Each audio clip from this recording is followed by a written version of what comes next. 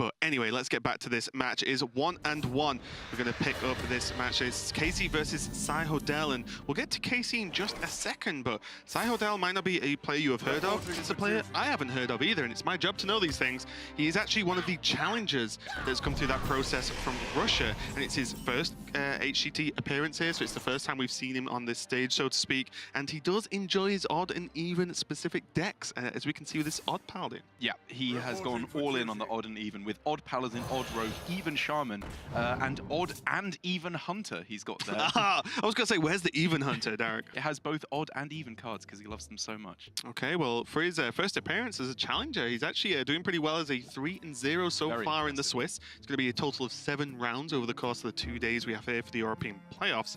And his opponent, though, playing maybe more familiar with Casey from Team Complexity, you know, has had a fantastic year, I would say, for Casey. I would say he finally got there in terms of overall performance. Yeah, I think if it hadn't been for obviously the peaks for both Hunter Ace and Saiyan, where they had some very nice win streaks in tournaments, I would say Casey has had the best year at all. He's had the most like stable, consistent. Yeah. Exactly. He's had so many top 16s, the most top 16ingest player in this year's HCT system, as well as one of the highest win rate players over the entire HCT year as well. So getting a 3-0 start here in the Swiss, I'm really, really happy for the guy. Just going to add another one to it as well, by the looks of things. He's been in top 8 of playoffs before as well. Yes. So, you know, he has experience in getting far throughout these Swiss brackets. But let's go into this game, as I mentioned. It's game number 3, all even at 1-1. So Hodel will be happy. The score is even, just as he'd be happy as if it would be odd. So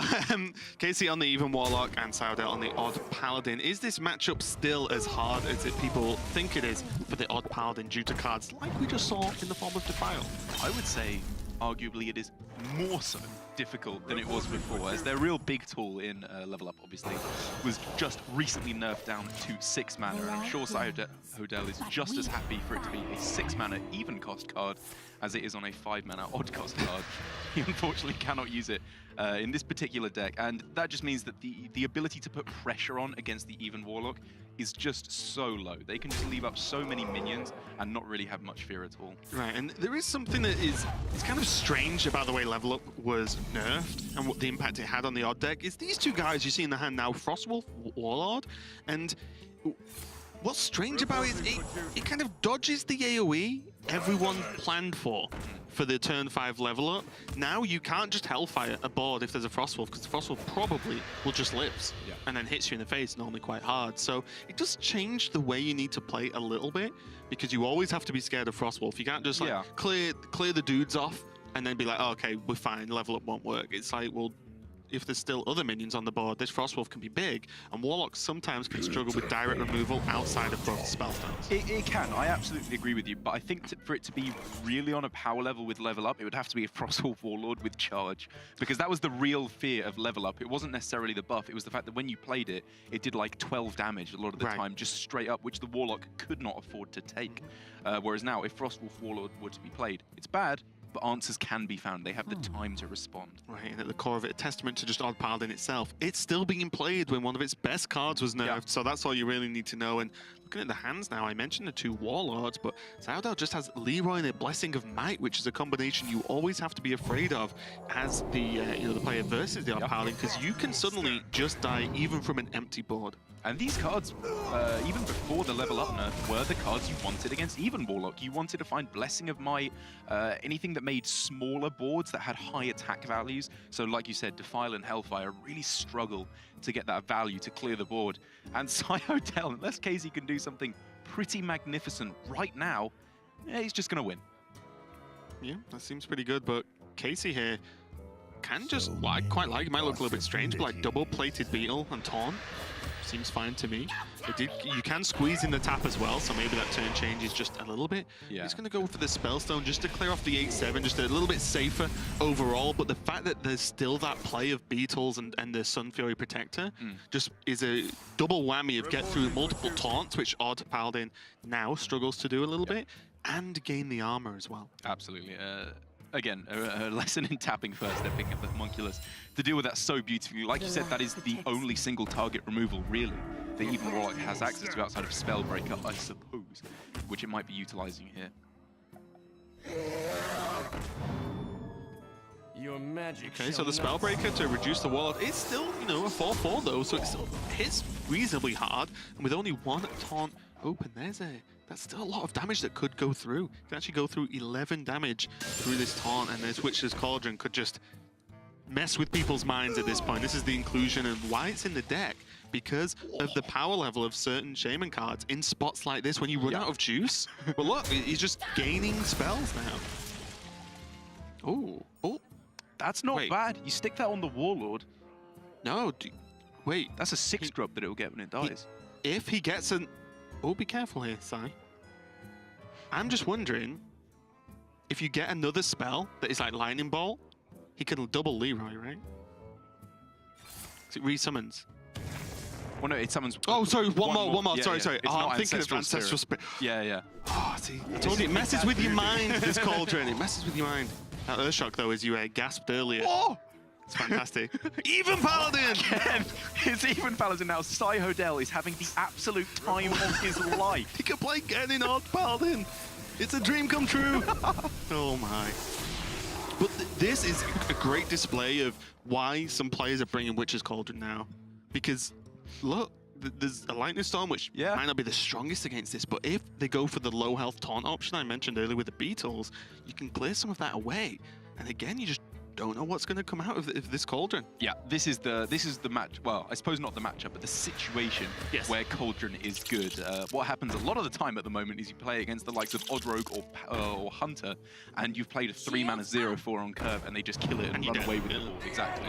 Look at this though. Now there's still like at least 2 more spells coming up, and this Lightning Storm's going to get value. It is indeed. If there was a double high roll, that would be back up to 18, so no lethal, I believe, available. But most importantly, you can more than likely kill the Doomsayer, right? Well, you can guarantee kill the Doomsayer because they hit for minimum 2 1/1s into the 2/3s, or 2/1s at the time, and then just trade into the Doomsayer. That looks pretty good to me. See, all of this, I mean, if that was another card, Sai Hodel just wouldn't be in the position. He'd probably just be dead at this point, because Doomsayer would more than likely wipe the board, and then Casey can start dropping more taunts. I like the hesitation here as well, because if he wants to play Leroy, he should play it first, so that he can Lightning Storm away the... I don't think you need to quite yet. You've just seen Doomsayer and some Fury Protector. But is it just the best thing you can do with your mana, right? Depends. Instead he's sacrificing the guys in first. I'm not sure if I necessarily like this line of play, because there's seldom few Shaman spells that I think you would happily proactively spend your mana on. Haunting Visions is one of them, though. So what this tells me is Sai Hodel's just thinking, I don't need to kill or set up kill this turn per se. I could just take the value because my opponent's just done a bit of a desperation play. Some Fury, double taunt, and a Doomsayer. Normally, if you feel safe, you do one of those things, not both.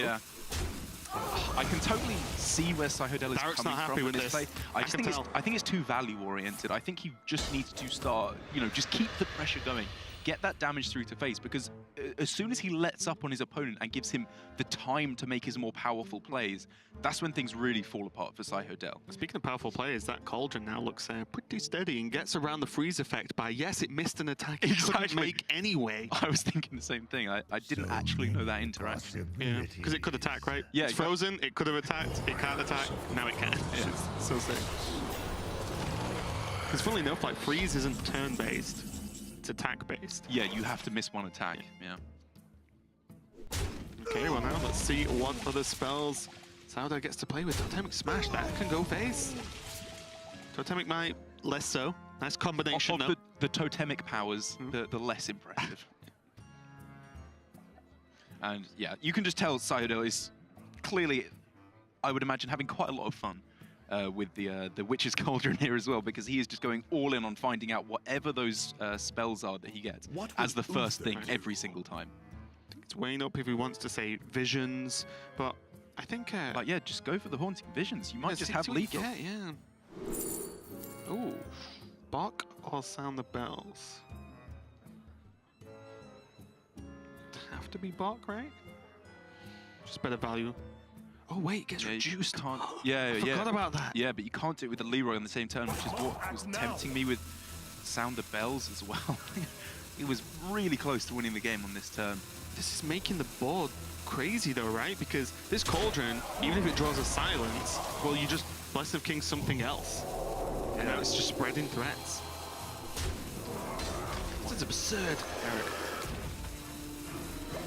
Yeah, it would have been 2 afterwards, right? Yeah. I was thinking with the Totemic Smash, I was going to say he was 1 damage off lethal, but I don't think he could play Leroy, Totemic Smash, and Sound the Bells all in the same turn. I think it would have been 1 mana off. But so this is like, I think, a perfectly acceptable way of going about it. Yeah, And now it still probably leads to all he has to do now is get through these taunts with what he has, and then Leroy face, and he has Totemic Smash, and he has Lightning Storm, and now the veteran as well. So this looks pretty good to me, though. Yeah, I think from Cyhodel, I would have maybe gone about it a little bit differently in the later stages of the game, just keeping the pressure a little bit higher. But the basic strategy, I think, was really on point. Most importantly, he's going to overkill Summon a Totem. He has got the correct form of lethal. Great job, Cyhodel, on that one. I am impressed.